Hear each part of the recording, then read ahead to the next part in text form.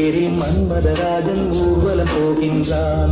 ரதியோ விதியின் பிரிவில் மதனோ ரதியின் நினைவில் உறவின் சுகமே இரவே தருமே காதலர் தேவனின் பூஜையின் நாளில் மீன்கொடி தேரில் மன்மதராஜன் ஊர்வலம் போகின்றான்.